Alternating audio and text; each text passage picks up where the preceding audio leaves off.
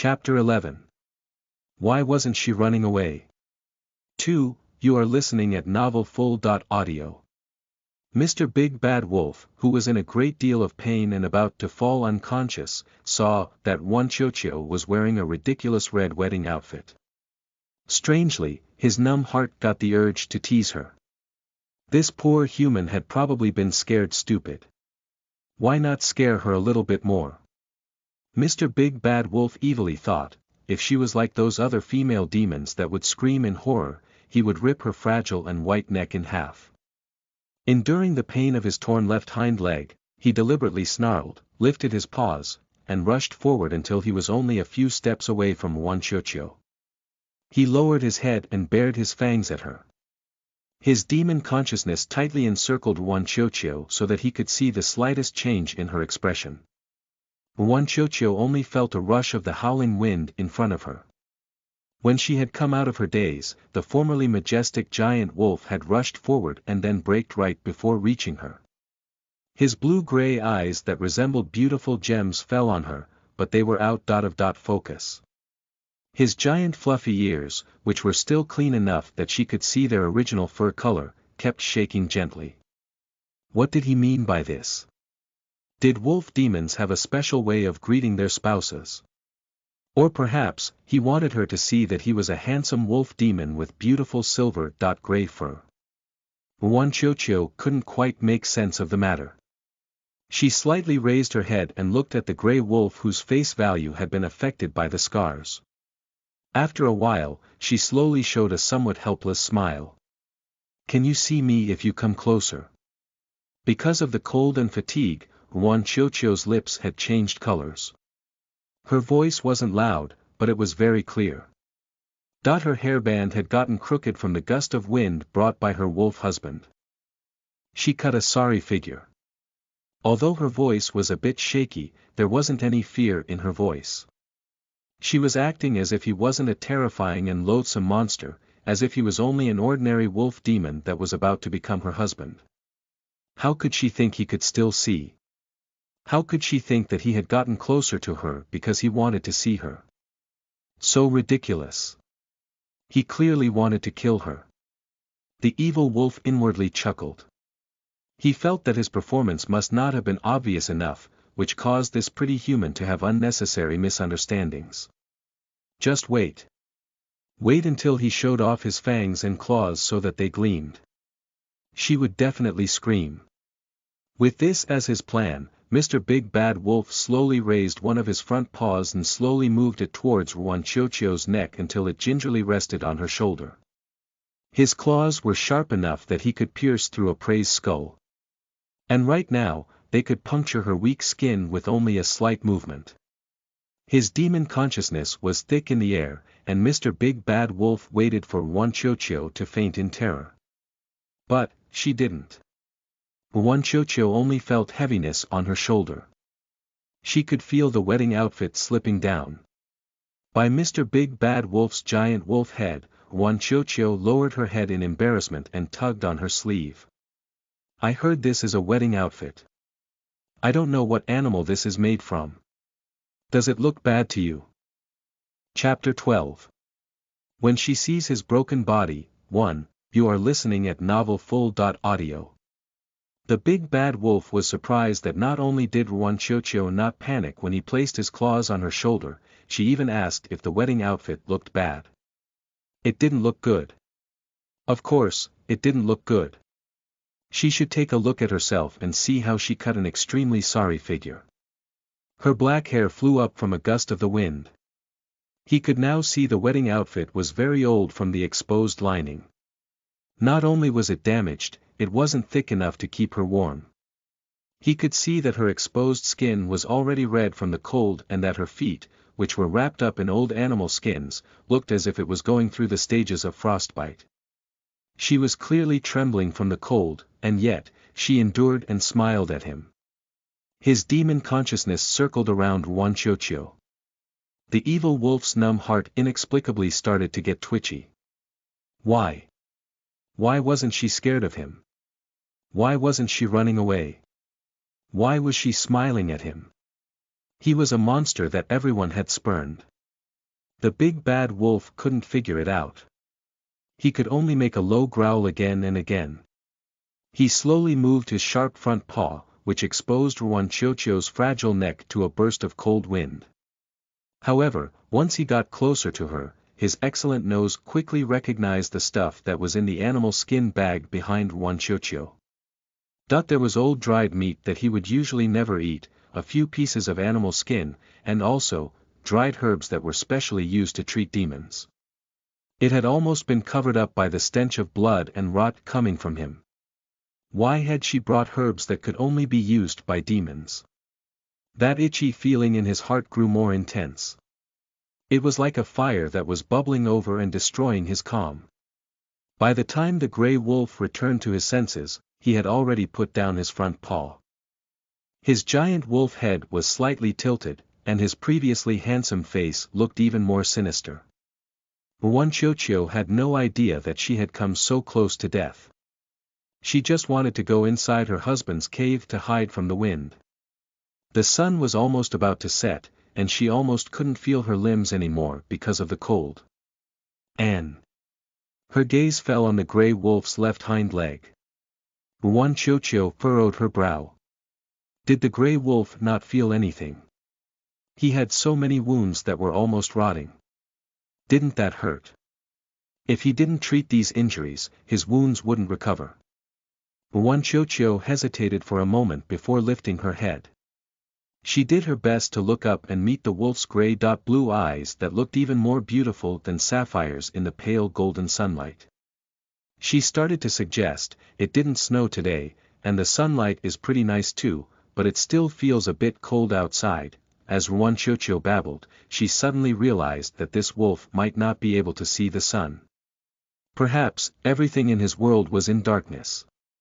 And so, she immediately changed the topic. "I mean, it doesn't matter if it's sunny or not. It's getting dark, late. Can we?" Hearing Ruanchocho's voice that was trembling because of the cold, the wolf felt all jumbled up. He could of course understand her meaning. It's cold outside and it's getting dark, but so what? What? Was she planning on not leaving here and moving into his cave? How could she think he would allow her to enter his territory? Did he look too friendly? Or was she really going to treat him as her husband? That thought suddenly flashed through his mind, and the wolf's heart clenched. He felt agitated, but the thought was also ridiculous enough to make him laugh. Chapter 13. When she sees his broken body, 2, you are listening at novelfull.audio. What a pitiful human. What kind of horrible deception was she under that she was willing to marry him and treat him as her husband? Yes, that must be it. The wolf felt that he had gotten close to the truth. He figured out why this human was acting so weirdly. Those wolf demons in his tribe were such excellent liars. They must have painted a beautiful picture for her. They must have told her, "Our former chief, Yuanju, is a strong and handsome gray wolf. He's just got slightly injured during the beast tide. His injuries look somewhat serious, but it'll be easy for him to recover. He's a bit distrustful of others, so you can't show any fear. As long as you maintain calm and heal him with these herbs, you'll be able to walk into his heart. He's not as bad as they say he is. Those are just rumors. He's actually pretty good. There's plentiful food and beautiful animal skins in his cave. He has a very gentle personality. He's not the type to kill people without saying a word. If you marry him, not only would you be repaying your tribe, you'll be able to live a life that all humans and demons would envy." They must have said stuff like that to her. This wolf, who had been harmed about others and didn't trust humans or demons anymore, was very good at coming up with delusional theories. She was pretending. She definitely didn't know his real condition. What a hypocritical human. It must be because his animal form was too big, so it camouflaged his real condition from this human, who had poor eyesight. She must not have seen that his hind leg ended in an ugly bone stump, his body that was rotting away from the wounds inflicted by the fiend's successful scheme, they had ripped his body slash by slash, or his disfigured face, which was horrifying to look at. And so, she could smile at him because of her ridiculously naive attitude. Once she clearly saw through everything, including those lies told by those ungrateful and traitorous wolf demons, would she still be able to calmly speak to him? It was easier to tell how humans were truly feeling by how their bodies reacted than by the words they used. Once she knew the truth, she wouldn't call a wolf that had lost everything, husband. He would wait. When she had seen his broken body and showed him a panic and cheated expression, he would kill her then. He hated all those humans and demons that deceived him. Why were they so hypocritical? Why did they have to hurt him again and again? It was so hard to take, and he was disgusted by their behavior. Yuan Ju felt fed up with it all. He suddenly lifted a front paw and rushed towards Ruanqiuqiu again. This time, he lost all of his patience and even rudely pressed Ruanqiuqiu onto the snow. In the moment that she fell onto the snow, he deliberately changed into his human form and pretended to weakly fall down on her side. In the passing, he let his ugly, broken leg that was still dripping blood press on her body. Yuan Ju, who was in so much pain that he was about to lose consciousness, let out a tendril of demon consciousness. His expression was a bit menacing as he waited for Ruanqiuqiu's expression to change. According to the normal flow of events, she would first show surprise, then the surprise would turn into disdain, fear, hate, and rejection. In the end, she would leave him to die on this icy snow. She would be like all those humans, demons, and fiends that had trampled on him. However, Ruanqiuqiu had no clue that the sensitive and suspicious grey wolf was testing her again. After being thrown to the ground, Ruanqiuqiu only had one thought. Sure enough, her wolf husband, who had been secretly nibbling on snow and then tried to put a strong front by changing into a bigger form, still fainted in the end. That only made sense. How could he not be affected by his serious injuries? It was only. Why did this wolf change into his human form when he was about to faint? Fortunately, he had partially fallen on top of her. Translator rambling. Even though Yuan Ju is so sure that Ruanqiuqiu doesn't have any good intentions, he keeps giving her chance after chance to run away or to hurt him. He says he's tired of being betrayed, but I feel that he hasn't hardened his heart. He still wants to trust someone. What do you guys think? Chapter 14. When she sees his broken body. 3. You are listening at novelfull.audio. This was the first time she had come into such close contact with the opposite gender. It was a bit terrifying that only a little bit of clothes appeared when he changed from wolf to human. Her disfigured wolf demon's chest was bare. There was only a thin layer of animal skin between them. Ruanqiuqiu inevitably felt the big bad wolf's high body temperature and his firm muscles. He wasn't doing this intentionally, right? His condition was very bad, and Ruanqiuqiu knew that her mind really shouldn't be going into the gutter right now. She slightly blushed and thought, it couldn't be that he normally acted like a rogue, right? Although if that was true, then she understood why other people would think this grey wolf was perverted. He was very heavy, and she almost couldn't breathe with him on top of her. Ruanqiuqiu nudged him and tentatively called out in a whisper, "Husband." Yuan Ju was stunned to hear her calling him husband.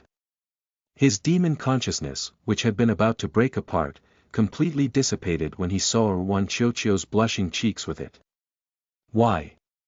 Why was she blushing instead of being disgusted? Yuan Ju, who had always been good at guessing other demons' hearts, felt as if his heart was in upheaval. He couldn't calm down enough to think. Losing the demon consciousness that helped him see Ruanqiuqiu, his world fell into darkness. Darkness, coldness, and pain instantly surrounded him. It felt as if time had frozen. Yuan Ju, who couldn't think, felt her gently pushing him. It was a soft touch that he wouldn't have cared about before. He had never experienced someone softly touching him before. It felt softer than the tenderest prey that he tore apart with his claws. Yuan Ju's brain crashed. He tightly pressed his deathly pale lips together. A moment of inattentiveness and Wanchocho had gotten out from under him and escaped from his control. "Husband!" That human called out to him again. It seemed as if she was confirming that he was completely unconscious. Did she see? Did she see his ruined limb? His face? Was she going to run away now? Wanchocho had of course seen everything, but she wasn't preparing to run. She had seen the deep face scar on the handsome man, no, the imposing demon that had fallen on the snow.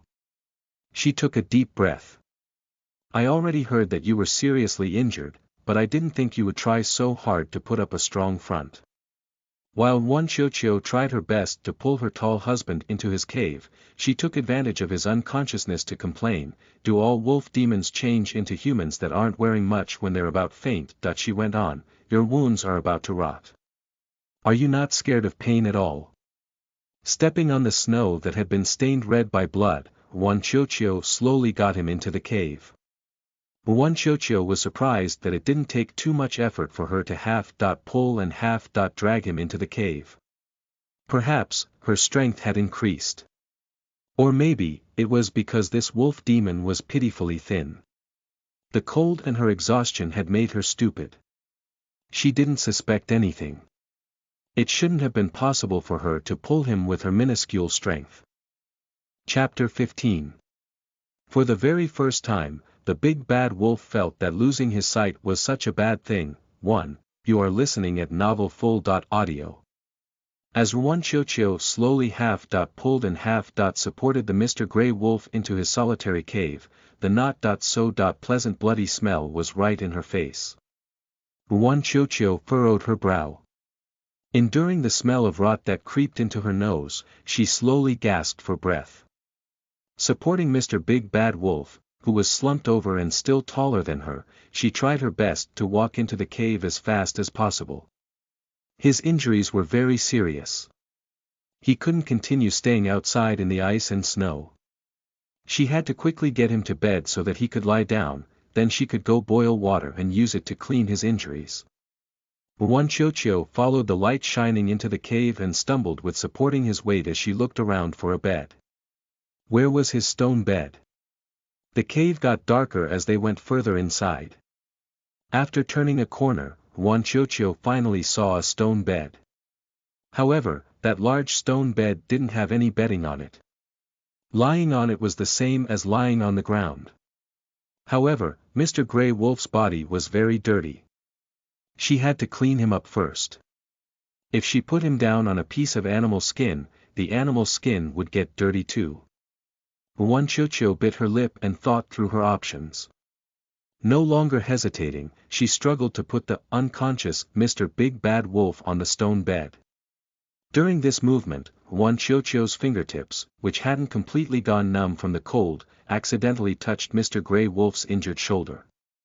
From her fingertips, she felt that his shoulder was about the same temperature as the cold snow on the ground outside and his wound had the grainy texture of frozen blood. Wanchocho froze in surprise for a moment. The surprise was followed by worry. How could Mr. Grey Wolf's injury have frozen over so quickly? They had only been outside for a short period. Could it be that in the short time he had fallen unconscious to now, he had already? Shocked, Wanchocho checked with a shaking hand if there was breath flowing under the tip of Mr. Big Bad Wolf's nose. When she felt his faint breath, she slightly relaxed. Thank God, Wanchocho exhaled in relief. With a slightly bitter voice, she poked fun of herself and joked, thank God he's still alive. Otherwise, if he dies in his human form, I won't be able to make wolf jerky. Mr. Big Bad Wolf, who had been working hard to use the last bit of his demon energy to freeze his open wound. Mr. Big Bad Wolf. Wolf jerky. What was wrong with this human? She had already found out that he was seriously injured and saw his broken body. Not only had she not run away in terror, she had boldly entered his territory. Just when he was about to flatter himself into thinking that she was different from other humans, he found out that she wanted to make him into wolf jerky. Probably because he was too heavily injured, Yuan Ju, who was about to faint for real now, couldn't tell if Wan Qiuqiu was joking or not. He just felt that his tangled up heart felt even worse. He felt that he should be feeling regret. But, an inexplicable sorrow and grievance drowned out that regret.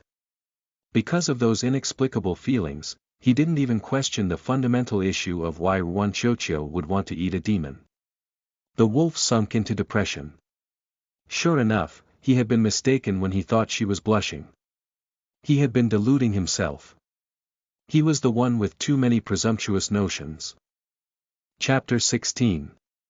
For the very first time, the big bad wolf felt that losing his sight was such a bad thing. 2. You are listening at novelfull.audio. He should have already known it was impossible for a wolf like him, who had been cursed at birth, to get a shred of warmth that wasn't hiding malicious intentions. From the moment that he had been tossed into the abyss when he was young, he should have known this truth. Wan Qiuqiu had no idea that her joke would make the wolf, who was lying in bed, lose all hope. She reached out and rubbed his cold hand between hers to warm them up. Mr. Big Bad Wolf, who had become apathetic and was planning on killing the human as soon as he regained his strength, fell into shambles again because of Wan Qiuqiu's action. Why was she rubbing his hand? Could it be that she was checking the quality of his flesh? However, Wan Qiuqiu didn't give his imagination time to run wild. She briefly checked Mr. Grey Wolf's temperature, then she took off the wetting outfit that could still be considered warm and covered Mr. Big Bad Wolf, who only had silvery-gray animal skin around his waist. Even a demon will get cold if he changes into human form, huh? Hearing her talking about her newly gained knowledge of demons in her voice that was trembling from the cold, Yuan Ju felt that not only was his pounding headache getting worse from him being so confused, his heart felt more confused too. His hand, which was hidden under the wetting outfit that held her residual warmth, slowly tightened. Even his expression grew grimmer. Wan Qiuqiu thought this change was because he was in unbearable pain. She had to quickly bring everything that had fallen outside of the cave inside, then she would start a fire and treat Mr. Big Bad Wolf's injuries. Bedou she had briefly surveyed Mr. Big Bad Wolf's cave on the way in. There didn't seem to be anything that could be useful in the lone wolf's cave. If her pitiful dowry got taken away by wild beasts, then she and the wolf might as well lie down and wait for death in this winter that had just begun. However, she had been walking for almost 2 days. The animal skins on her feet were falling apart, and her legs felt so sore. In her hurry to get her belongings, Wan Qiuqiu stumbled over a stone at the corner. She looked quite miserable as she tripped and fell onto the ground. Hearing a heavy thud followed by labored breathing, Yuan Ju, who had already used up all of his demon energy and couldn't check with his demon consciousness, endured the pain and instinctively opened his eyes. He wanted to see if that female human, who was driving him crazy, had hit her head and gotten stupider. Or, if she had fallen to her death, and he wouldn't have to kill her himself. However, the lifting of his long eyelashes only brought a weak airflow. That bottomless darkness along with the cold air fell into his gray-blue eyes and seriously reminded him, he couldn't see. For the very first time, the big bad wolf felt that losing his sight was such a bad thing. His heart felt more unsettled. Even as he tried to muster up the last of his energy from his shattered demon core, he didn't know why he was feeling so anxious. The moment passed, and Wan Qiuqiu got up from the ground. Ow, I almost hit my head. Wan Qiuqiu rubbed her shoulder that had hit the ground hard and hissed in pain. She didn't have the time to care about her pain. She might be running out of time.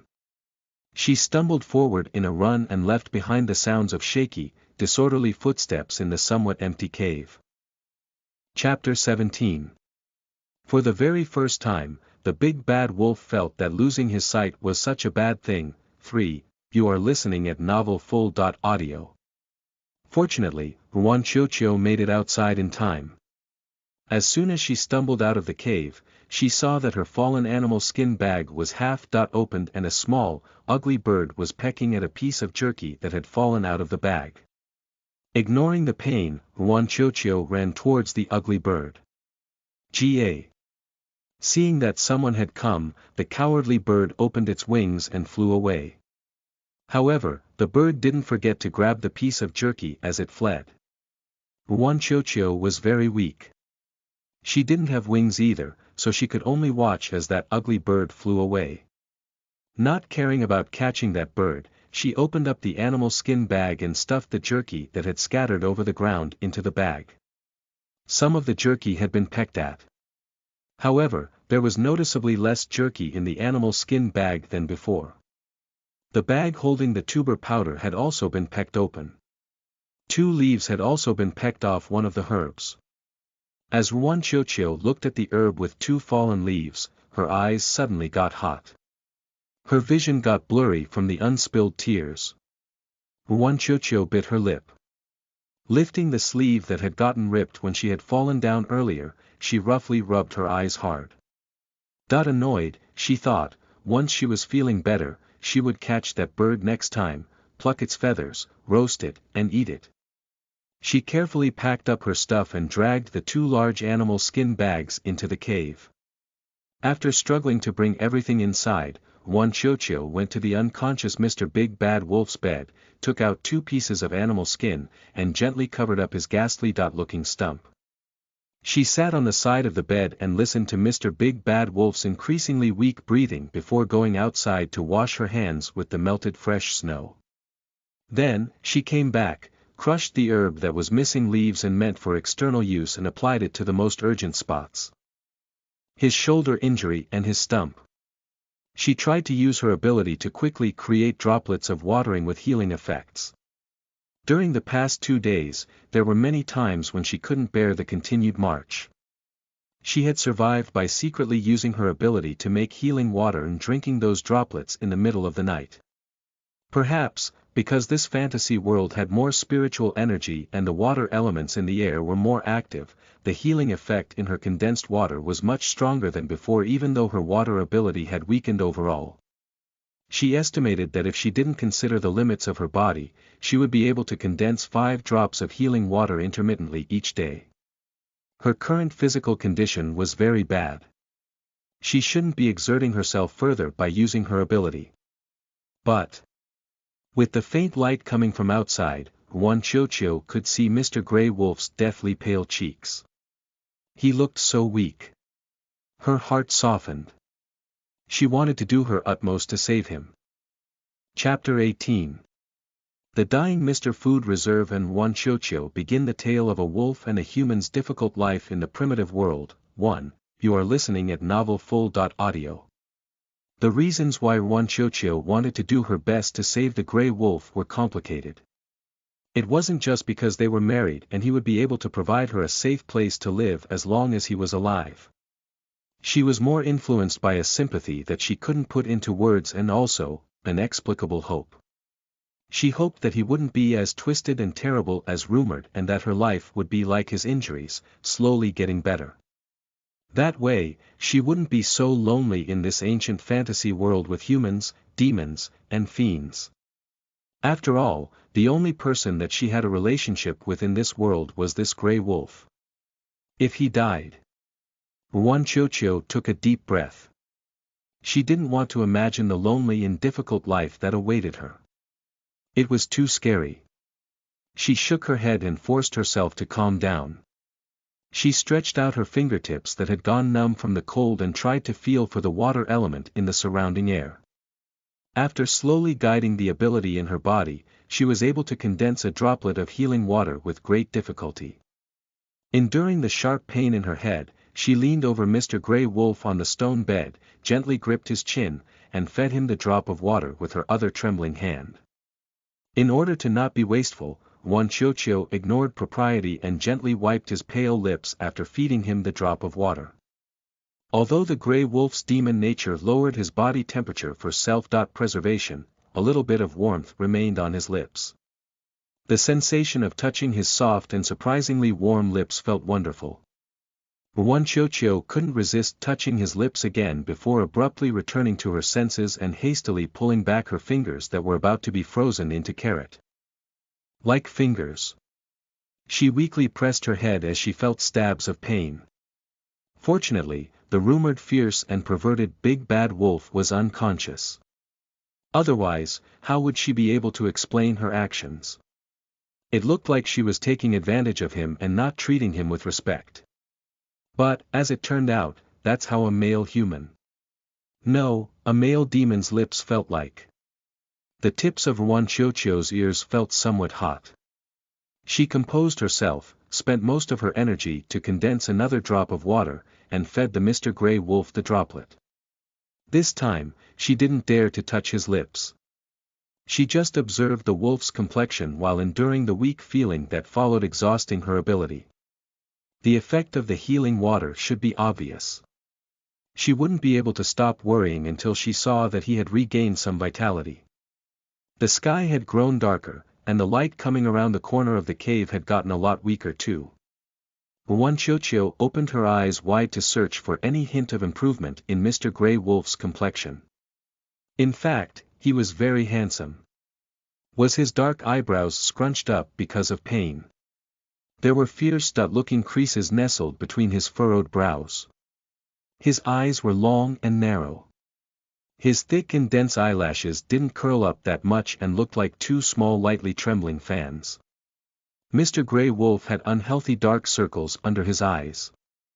Looking down, she could see his straight nose and those slightly warm, but deathly pale lips pressed together. He was the most peerlessly handsome wolf demon that she had ever seen. But, that was only true if she ignored that atrocious scar that went from his left forehead to underneath his right eyelid. Although that long and deep scar didn't hurt the Grey Wolf's eyes, it ruined his exquisite and handsome face. That wound hadn't fully healed, and she could faintly see the parts of the bloody flesh that hadn't scabbed over. It made him look strange and absurd. He really was a very pitiful wolf demon. He was disfigured, crippled, blind, and abandoned by his tribe when he was nearing death. Chapter 19. The dying Mr. Food Reserve and Ruanchochio begin the tale of a wolf and a human's difficult life in the primitive world. 2. You are listening at novelfull.audio.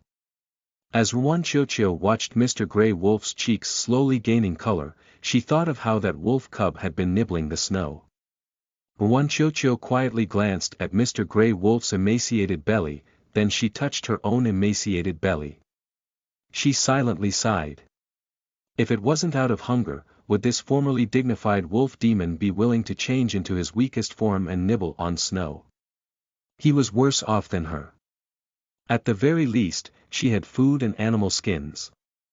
This husband of hers truly had nothing else other than his wolf flesh and this cold cave. Eyes tearing up again, Ruanchochio got up from the cold stone bed and strangely felt an inkling of comfort from that thought. Looking at a certain wolf, who seemed to be unconscious, she teased, "You have to keep living, otherwise, I'll really make you into wolf jerky, Mr. Food Reserve." Little by little, the cold wind blew into the cave. Ruanchochio spent a few minutes figuring out the cave structure and counted her husband's possessions. This cave could be considered fairly large with an impressive height. Upon entering, there was an open space of about 20 square meters. Mr. Grey Wolf's fur and blood had fallen onto this open space. After taking several steps inside, the cave became narrower. Around the corner, there was a bedroom that was about 30 square meters. In the innermost part of the room, there was a large flat stone bed. It was probably rare to have such a large flat slab of rock.